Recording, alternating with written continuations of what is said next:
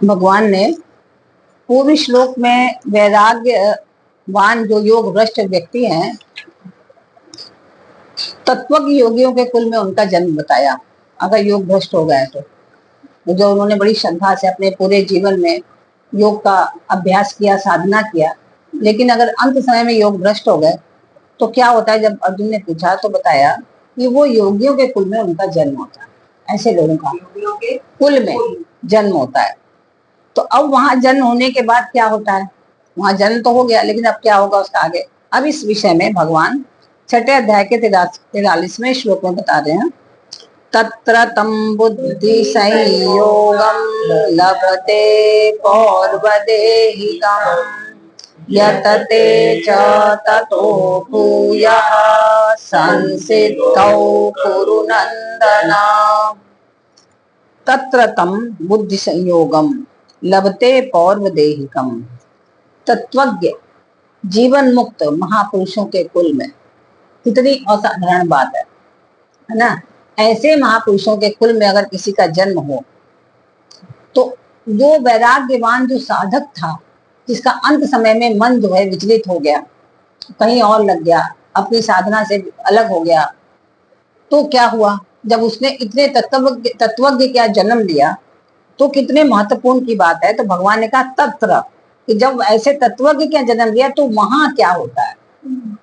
यहाँ जो तत्र शब्द आया है उसका इसका मतलब है कि ऐसे कुल में जन्म लेने के बाद पौर्वदेहिकम तथा बुद्धि संयोगम। इसका तात्पर्य है कि संसार से विरक्त हो गया, तो कोई रुचि नहीं है संसार में, क्योंकि इसको ये पता चल गया है कि संसार जो है जड़ है और संसार जो है नाशवान है, अविनाशी नहीं है, इसलिए उसकी अरुचि हो गई इसमें।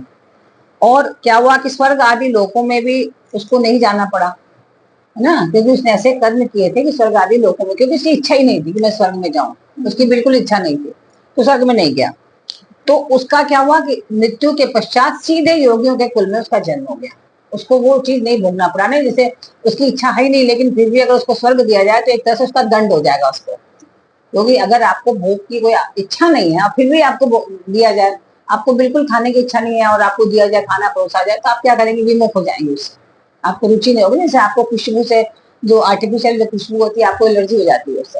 अगर आपके सामने रखी जाए तो आपकी वो खुशी नहीं, आपके लिए दंड है ना, दंड है। प्राकृतिक खुशबू से आपको समस्या नहीं है। तो ऐसे ही जो साधक, जिसको समस्त संसार के जो भौतिक चीजों से अरुचि हो चुकी है योग के कारण, अब वो स्वर्ग में नहीं भेजा गया, क्योंकि अगर स्वर्ग में भेजना उसके लिए क्या है, दंडनीय हो गया। तो उसको तत्काल उसका परम योगी तत्वज्ञ कुल में उसका जन्म हो गया। तो सीधे योगियों के कुल में जन्म होने से उसको अनायासी, मतलब बिना प्रयास के पूर्व जन्म की साधन सामग्री मिल जाती है ना। उसने कुछ प्रयास नहीं किया, लेकिन सारा वहां का वातावरण, सारे लोगों की चर्चाएं, सत्संग, सब कुछ वैसा ही है जैसा वो चाहता था, जैसा उसने इतने समय तक प्रयास किया था। और वह वहीं किनारे, जैसे क्या होता है कि आप गाड़ी से जा रहे हैं और गाड़ी पे बैठे और बैठते ही सो गए तो आपकी नींद खुली कब, जब आप अपनी मंजिल पे पहुंच गए, तो आपको पता नहीं चला कि रास्ता कहाँ गया। तो उस व्यक्ति के जातक के संग भी, योगी के संग भी ऐसा ही होता है, जैसे लगता है कि वो सो गया हो, और जब उसकी आंख खुली तो लगता है हम तो वहीं पर हैं, वहां से कहीं हटे ही नहीं, क्योंकि जो कार्य वो कर रहा था उसके आगे ही उसको कार्य मिल रहा है, उससे छूटा ही नहीं, है ना। सब कुछ उसको वैसे का वैसे मिल गया, उसको कहीं भी उसका छूटा नहीं, इसलिए उसको कोई परेशानी नहीं हुई।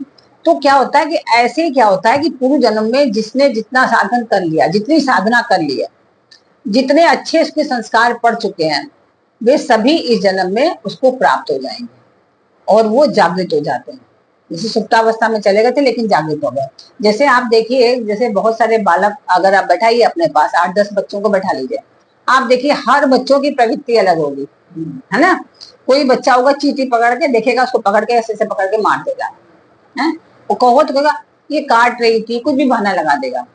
और कुछ बच्चे होंगे जा रही है, उसको पकड़ेंगे धीरे धीरे धीरे कहेंगे, धीरे धीरे पकड़ेंगे, देखो जा रही है वो, देखो जा रही है, चल रही, बड़े खुश होंगे उसको देख करके, उसको बचाने का प्रयास करेंगे।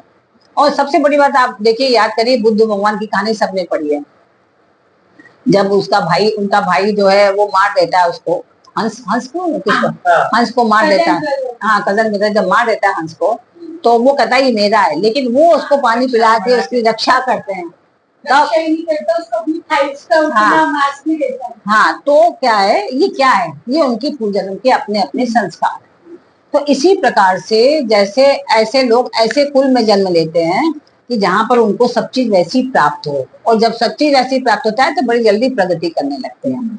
यतते च ततो भूयः संसिद्धौ, एक तो वहां उनको पूर्व जन्म कृत बुद्धि संयोग मिल जाता है। बुद्धि संयोग क्या है कि आपकी बुद्धि वैसी है, वहां के लोगों का वातावरण भी वैसा ही है, तो आप दोनों का संयोग हो गया, है ना। आपका जैसी इच्छा है, जैसी चाहत है, जैसा आपका स्वभाव है, वैसे ही लोगों के पास बैठेंगे तो आपका समान हो जाएगा, बुद्धि संयोग हो जाएगा, है ना। नहीं तो अगर अभी जिन लोगों को ग्लैमर में रुचि है, वो उसको यहाँ आके अच्छा नहीं लगेगा, उनको क्या चर्चाएं हो रही हैं, हाँ, है ना, क्योंकि उनकी रुचि, हाँ, उनकी, हाँ नहीं, उनकी रुचि अलग है, उनकी रुचि अलग है, उनको नहीं समझ में आएगा। अब लेकिन इनको देखिए, इनको कितनी रुचि है, जबकि यंग है, कॉर्पोरेट में है, कोई बात की कमी तो है नहीं, लेकिन बात रुचि की है। पूर्व जन्म के इनके संस्कार ऐसे हैं कि इनको इसमें रुचि आ रही है, इस सत्य में। क्योंकि एक बार जब सत्य आपको पता चल गया ना, तो वो आपके मन से हटता नहीं है, खत्म नहीं होता। वो अलग बात है कि वो सुप्तावस्था में थोड़े समय के लिए चला जाए, लेकिन जैसे ही अवसर मिलता है तैसे वो जागृत हो जाता है और फिर अपने आपको उसी ओर अग्रसर करता है। आप फिर उधर नहीं जाना चाहते, आप समझ जाते कि ये गलत मार्ग है, आपको उसमें रुचि ही नहीं आएगी, तो ऐसा होता है। तो क्या होता है कि साधन की युक्तियां उसको मिल जाती हैं। जब एक योगी एक दूसरे योगी के कुल में पैदा हुआ, जो तत्वज्ञ है, तो जैसे ही वहां वो पैदा हुआ, बड़ा होगा 5 साल का 6 साल का, तो उसको तो बाल्यकाल से ही सारे साधन मिलने लगे। सब एक से एक बड़े योगी लोग हैं, तत्वज्ञ हैं, तो चर्चाएं भी वहां पे कितनी बड़ी बड़ी होंगी।